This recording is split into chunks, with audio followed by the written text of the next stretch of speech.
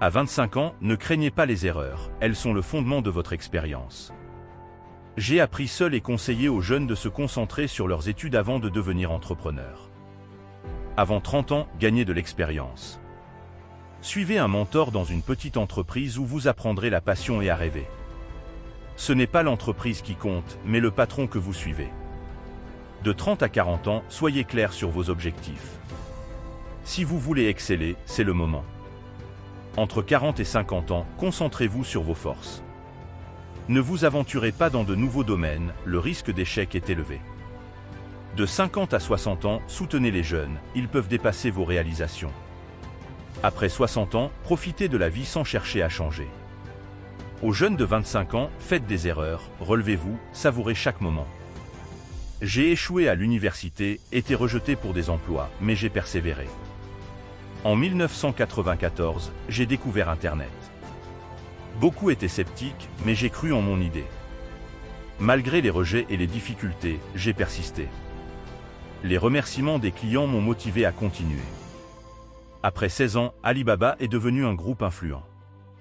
Les gens me considèrent comme intelligent, mais la clé est l'optimisme et la résolution des problèmes. Ne vous plaignez pas, cherchez des opportunités là où les autres voient des problèmes. Soyez proactif, répondez aux besoins des clients. Croyez en vous, travaillez dur, et les erreurs deviendront des revenus précieux. Ne vous souciez pas de l'argent, suivez vos rêves, et l'argent suivra. Personne ne conquiert le monde, nous servons simplement. Travaillez pour les autres ou pour vous-même, mais en servant la société.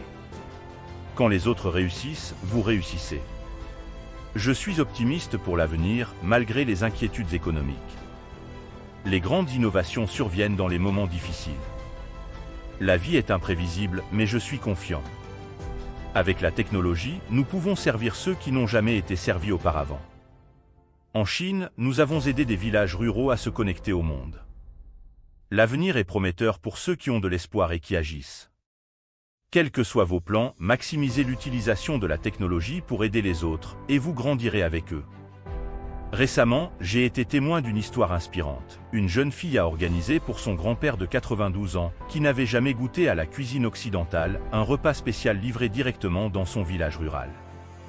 3 personnes ont voyagé pendant 3 jours depuis Shanghai pour lui préparer des spaghettis et du bœuf, un geste qui a suscité l'émerveillement de tout le village.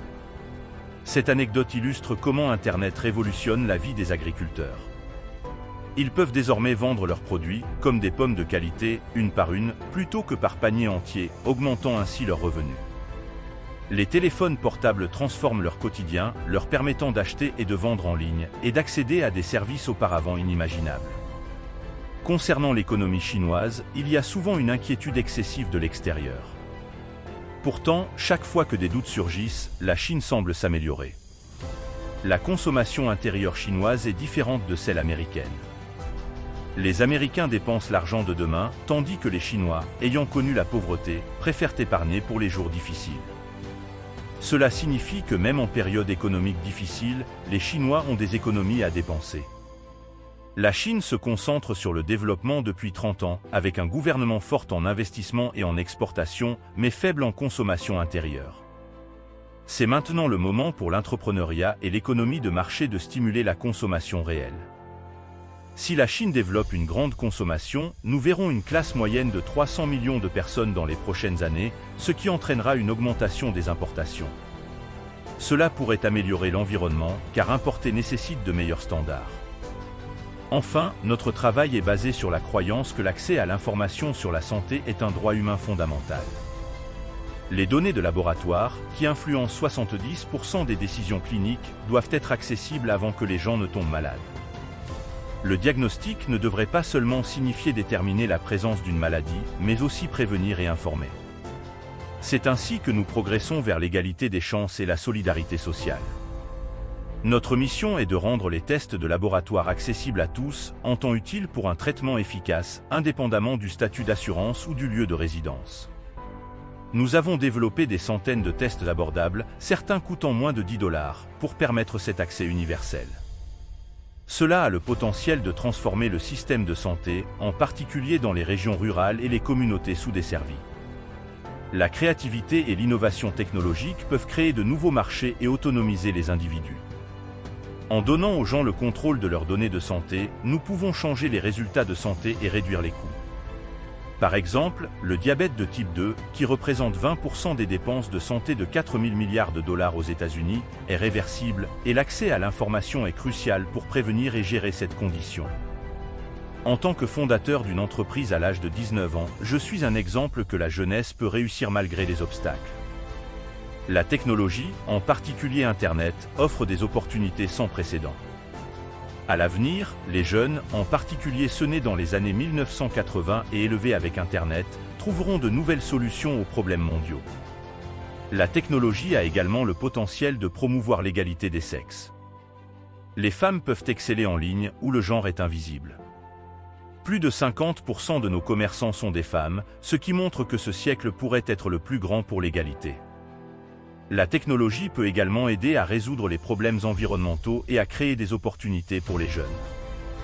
Enfin, je crois que la technologie peut améliorer la qualité de vie et résoudre des problèmes majeurs comme la pollution et la sécurité alimentaire. Les jeunes d'aujourd'hui, armés de technologie et d'Internet, ont le pouvoir de surmonter les défis actuels et futurs.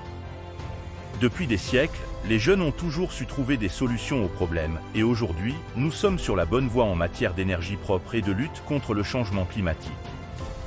Ces défis sont en réalité de grandes opportunités qui nous attendent. Plus nous pouvons émanciper les gens, plus nous pouvons créer des écosystèmes où les individus sont responsabilisés. En donnant aux individus le droit de créer des entreprises et de tirer parti des avantages économiques des technologies, nous voyons ces marchés évoluer. Pensez au temps passé à traiter des problèmes de réfugiés en Syrie et au Liban. Elias Mustafa, ministre de l'Éducation au Liban, doit éduquer tous ses enfants. Il a quitté un poste prestigieux à l'université américaine de Dubaï pour sauver son pays. La différence qu'il pourrait faire s'il pouvait se concentrer sur ses problèmes est immense, mais il est entravé par des conflits qui valorisent les différences plutôt que l'humanité commune. Jack Ma est fier d'être chinois et se considère comme un citoyen du monde. Elizabeth Holmes est fière d'être une technologue américaine. Ils n'ont jamais défini leur vie ou leur travail par rapport à quelqu'un d'autre de manière négative. Dikembe Mutombo, qui a été intronisé au Hall of Fame de la National Basketball Association, a toujours donné sans attendre en retour et a aidé son pays natal, le Congo. Nous vivons une époque d'insécurité collective mondiale où la principale lutte est la plus ancienne de l'histoire de l'humanité, mais avec les réalités technologiques modernes. Nous ne pouvons pas réaliser de progrès économique ou l'égalité sociale sans surmonter les divisions factionnelles. L'avenir sera forgé par ceux qui utilisent les outils modernes pour créer des opportunités grâce à l'autonomisation. Ce ne sera pas une ligne droite, mais nous devons nous concentrer sur la tendance positive. Nous devons élever nos filles avec l'idée qu'elles peuvent exceller en ingénierie, sciences et mathématiques. Cela changera tout. Les hommes d'affaires voient les problèmes comme des opportunités. Aujourd'hui, personne n'a autant d'opportunités et d'outils pour changer la vie des autres. Ce siècle est celui de la technologie des données, qui consiste à responsabiliser les autres. En responsabilisant les autres, vous sécurisez votre propre avenir. Nous sommes nés dans ce siècle pour utiliser Internet pour aider davantage de personnes. C'est une période passionnante, pleine d'opportunités pour changer la vie des autres. Merci.